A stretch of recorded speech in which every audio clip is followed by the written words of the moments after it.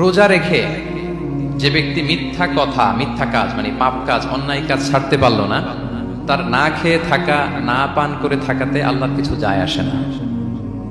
তার ওই রোজার আল্লাহর কোনো প্রয়োজন নাই। এটা জাস্ট উপোস, এটা জাস্ট অনাহার, জাস্ট আমি পানি খাইনি, আমি খাবার দাবার গ্রহণ করিনি, দ্যাটস ইট, এতটুকুই। এটা আল্লাহর কিছু যায় আসে না। এটার কোনো সিগনিফিকেন্স আল্লাহ তাআলার কাছে নাই যে রোজাও রাখলো আবার মিথ্যাও বলে, রোজাও রাখলো আবার গীবত করতেছে, রোজাও রাখে অন্যের জন্য অকল্যাণ কামনা করে, রোজাও রাখে খারাপ কাজ করতেছে, নিষিদ্ধ কাজগুলো করতেছে।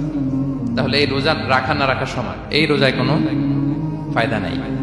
একটা ওয়ার্নিং পাওয়া গেছে না এখানে, যে ওয়ার্নিং, রোজা রেখে সাবধান, কোনো পাপ কাজের সাথে জড়ানো যাবে। আরেকটা ভয়ঙ্কর ওয়ার্নিং, যেটা বেসিকলি রাসূল সাল্লাল্লাহু আলাইহি ওয়াসাল্লামের পক্ষ থেকে গভীর হুঁশিয়ারি এবং বদদোয়া, বেসিকলি খুবই ভয়ঙ্কর এই বর্ণনাটা।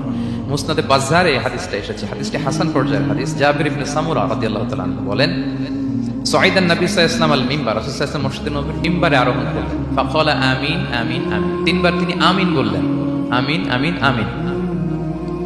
ফালাম্মা নাযালা সুইলা আন যালিক, যখন নেমে আসলেন জিজ্ঞেস করা হলো, রাসূল সাল্লাল্লাহু আলাইহি ওয়াসাল্লাম আপনি আমিন আমিন আমিন বললেন, এমন তো করতে দেখি না কখনো, কেন বললেন?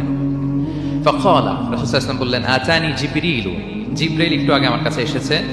ওয়াকাল, এবং বলেছে, রহিমা আনফুমরিইন আদরাকা রমাদানা ফালাম ইউগফার লাহ, ওই ব্যক্তির ধ্বংস হোক যে রমাদান পেল কিন্তু নিজের জীবনের গুনাহ ক্ষমা করাতে পারল না।